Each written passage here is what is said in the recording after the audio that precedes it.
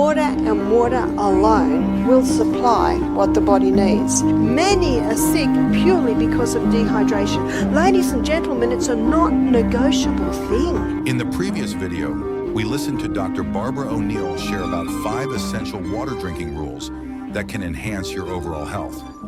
In this video, renowned health expert Barbara O'Neill reveals groundbreaking secrets about salt and water to help you hydrate properly, boost energy, improve brain function, and extend longevity.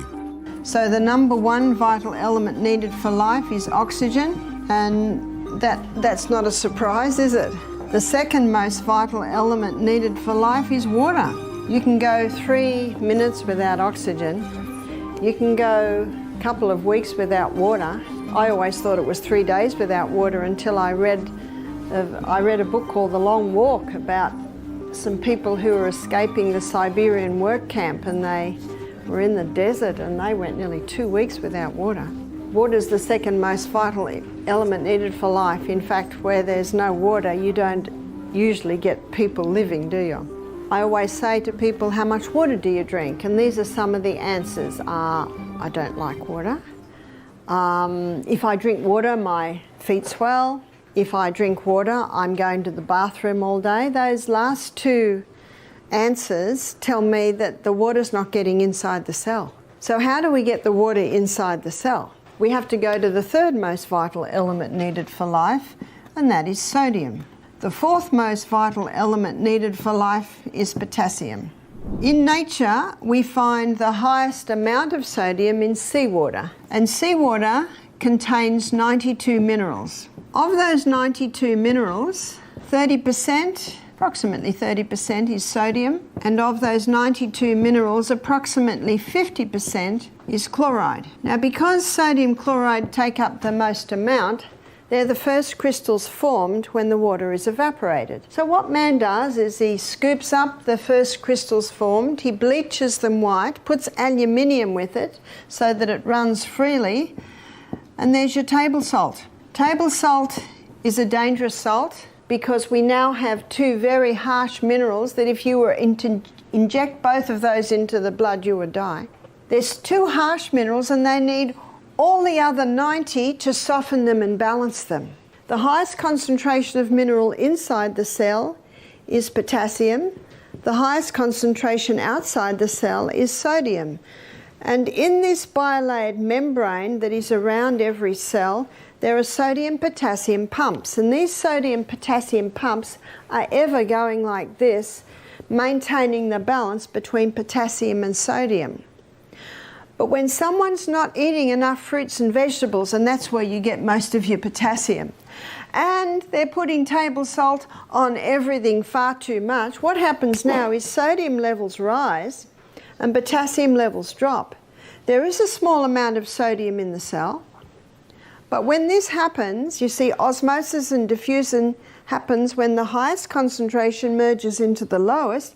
So now sodium levels inside the cell are rising, which they should not, and the cell swells. What's that called? High blood pressure. The doctor is right. Table salt will contribute to high blood pressure. There's a French doctor named Dr. Lelangre, and he's written a whole book on salt. He said, when people come to me with high blood pressure, I put them on Celtic salt. Why does he put them on Celtic salt? Because Celtic salt contains 82 minerals. It's a hand-harvested sea salt. What about Himalayan salt? In many places, Himalayan salt is a lot easier to get. There's about 75 minerals. So it's pretty good, but I prefer the Celtic salt. And one reason is that the Celtic salt has 3 magnesiums. It contains magnesium chloride and magnesium bromide and magnesium sulfate. Magnesium is a water-hungry molecule, and this explains why the Celtic salt is such a moist salt, especially when we've had a lot of rain, because those 3 magnesiums absorb the moisture. And because magnesium is a water-hungry molecule, it can be used to help the water get into the cell. So when you take a crystal of Celtic salt, put it on your tongue, and some say, how big's a crystal? Well, If you've got high blood pressure, start small, about the size of a sesame seed. I don't have high blood pressure, so I might have about 3 times little sesame seeds.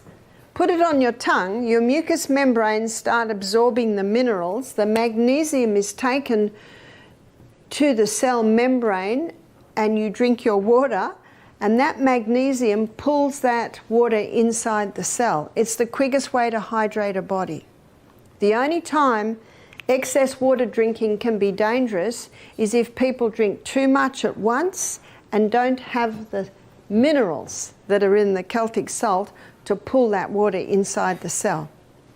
I've had people complain to me, they say, I'm drinking more water now and now I'm going to the bathroom all day.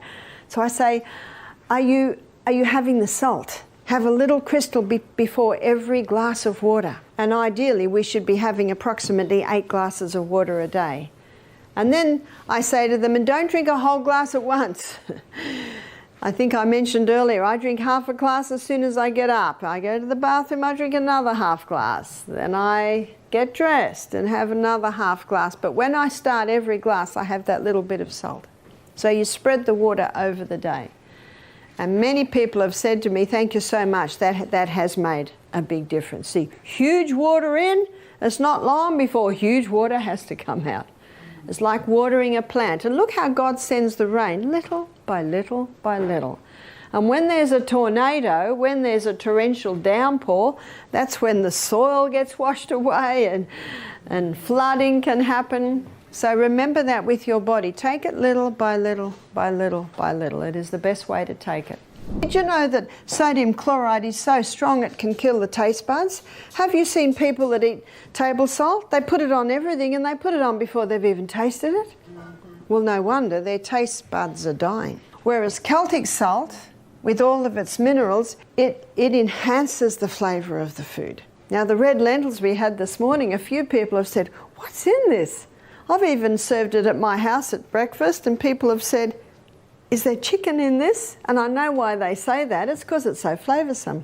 Well, it has a little olive oil, some herbs, nice if you can get fresh or Italian herbs, and some Celtic salt and a bit of turmeric. That's it. I rinse it very well. It must be rinsed well first. And I do that just before it's fully cooked. And yet, as you can see, it's delicious. See, I'm not interested in cooking up onions and garlic, and much as I love that in my lentils, I'll do that at lunchtime. But in the morning, I've got hills to run up and down, creeks to jump in. I'm not interested in being in the kitchen for a long time, and that's a very quick dish to make. So sodium not only is required to get the glucose into the blood, it's also required to get the water into the cell. So it's sodium. It's the third most vital element needed for life. And you can get that information on the 4 vitals in any anatomy and physiology book, chemistry book, biology book. I'm just giving you the facts here. So as you can see, water is very important, but so is the salt. And again, the potassium is found in all your fresh fruits and vegetables. Calcium cannot get into the cell by itself. It needs vitamin D. When vitamin D is present, the calcium is pulled inside the cell. You just imagine for a moment, and this is happening in America a lot today, people are not drinking enough water. They're not having the whole salt, and they're definitely not having many greens, which is where your magnesium is. So the little bit of water they're having is not getting inside the cell. They don't go out in the sunshine because they're scared of getting skin cancer. So they're not getting their vitamin D, so the calcium can't get in and the minerals can't get in. And they're trying to lose weight, so they've listened to a lot of the media hype that you've got to stop the fat because fat will make you fat.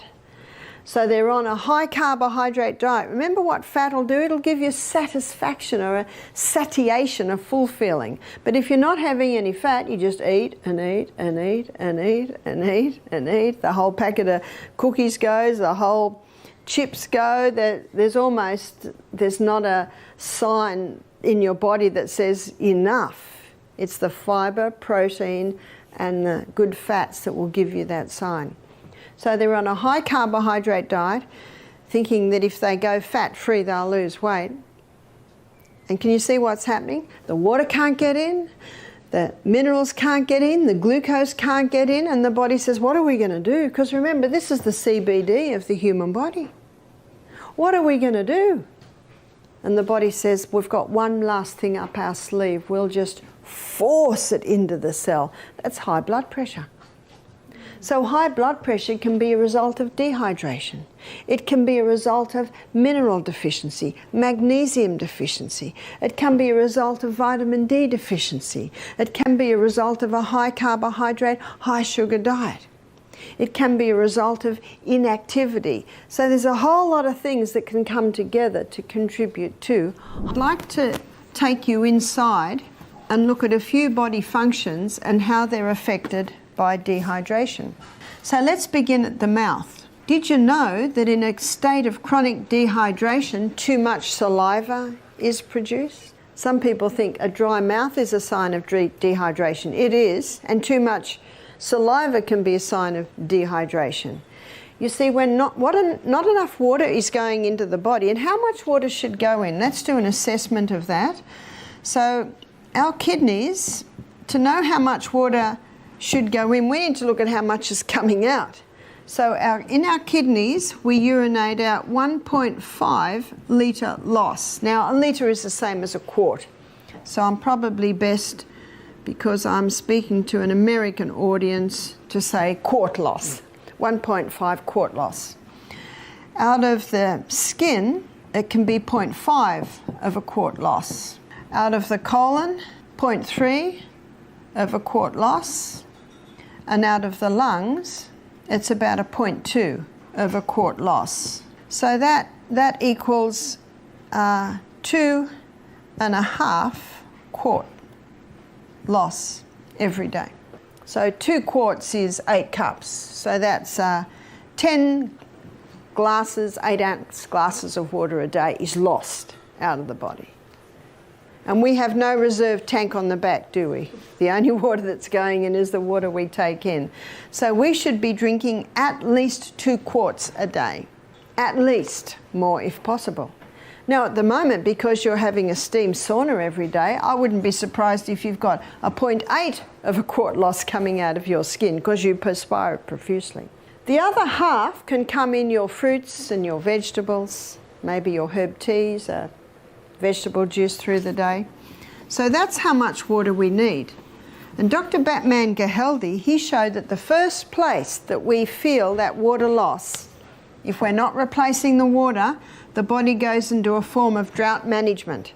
And it releases a hormone to manage this drought management. It's called histamine. And if someone has an allergic response to something, what are they given? Antihistamines. You know, the best antihistamine is just water. So the first place that water is taken from to try and maintain full blood volume in the veins and arteries is the lining of the stomach. We have a thick mucosal wall lining the stomach, and so now we've got a very thin mucosal wall. Now in that mucosal wall there's sodium bicarbonate, and the sodium bicarbonate is in the mucosal wall to neutralise any stomach acid that might try and get through, and basically protect against stomach ulcers. So what is a stomach ulcer? It's basically a breakdown of when we smell food and we start to chew food, hydrochloric acid, here's hydrochloric acid is released. And hydrochloric acid connects with pepsinogen to release pepsin, which breaks down protein, but hydrochloric acid does something else. It's antifungal, antibacterial, and so it has the ability to wipe out these guys. And just as hydraulic acid is considering going down and wiping these guys out, he has a big glass of water. And what does water do to hydrochloric acid? It just dilutes it. So Helicobacter pylori is chomping away at the dead tissue, and it goes, whew, that was close, chomp, chomp. When someone comes to me with Helicobacter pylori, one of the first things I do is increase their hydrochloric acid. Because if you increase the hydrochloric acid, remember what one of its roles is? Antibacterial, anti-yeast, antifungal. Now, I'm not criticising the doctors that discovered that Helicobacter pylori causes stomach ulcer. It is there. It does play a role. But why is it there? Can you see that? And unfortunately, on the board that awards Nobel Prizes, there are representatives from the pharmaceutical companies. So we won't go any further there, and I certainly am not saying people that get Nobel Prizes don't deserve it. Absolutely they do, because of their great work. But I'm just presenting you the facts. I'm just giving you the basic anatomy and physiology. Dr. Batman Geheldhind, we'll call him Dr. B, he found the first place that we lose water is the lining of the gastrointestinal tract. He also found that if you go down the gastrointestinal tract, you come to the pancreas. And the pancreas releases 2 hormones into the blood to help balance blood sugar levels. That's your insulin and your glucagon. But if you're dehydrated, those hormones aren't being made as they should be. So people that are dehydrated, that can be a contributing factor to diabetes. He also discovered that there are hormones released from the pancreas to finalise digestion. So there's pancreatic lipase to finalise starch digestion. Fat digestion. There's pancreatic amylase. That's what finalises starch digestion. There's trypsin and chymotrypsin that finalise protein digestion. Now, they're all made out of water. If you don't have enough water, your digestion will be compromised. At every stage, water is needed for every body function. So no wonder Dr. Beat entitled his book, when a person has a symptom of disease, he says, must be one of the body's many cries for water. That's the title of his book. Our brain cells shrink when they don't have enough water.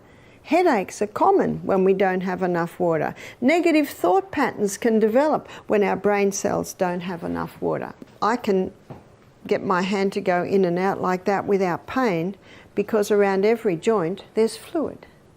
And that fluid is synovial fluid, and it is 99% water.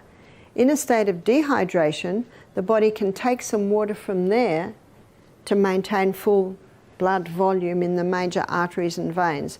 And so if I have pain in there, maybe it's called arthritis, but actually maybe it's just a state of dehydration. Our eyeball moves around in water. So we need water at every single step. Also, our lungs. Now, at the bottom of our lungs, I'll draw you a small picture of our lungs so that you'll understand this. So here's our lungs here. That's one lung. So your trachea splits and comes down, and then it splits again into little bronchioles. It's quite a process. And then at the end of every bronchiole, looks like a little bunch of grapes, but they're alveoli. So at the end of the bronchioles, you've got the alveoli, and this is where the gaseous exchange takes place. Over every alveoli, there's a little blood capillary network, and it is in that blood capillary network where the oxygen is picked up from the alveoli, and the blood drops the carbon dioxide and we breathe out. In every alveoli, there's a minuscule droplet of water. And because of the surface tension of water, when you breathe out, that little alveoli collapses, which allows all the carbon dioxide, the majority of it, to be breathed out. So that now when you breathe in, you can breathe in more oxygen. In a state of dehydration, that little droplet of water is not as it should be, which means that doesn't totally collapse when you breathe out, which means you can't get your full quota of oxygen. But what also happens, the body, to prevent the water loss, it can start constricting the little bronchioles so that we don't lose water. And so one of the signs of dehydration can be constricted breathing. The blood gets very thick in dehydration. Our blood needs to be nice and thin so the heart can pump it easily, so that the little filtering units in our kidneys can can filter it with ease. So water is needed for every single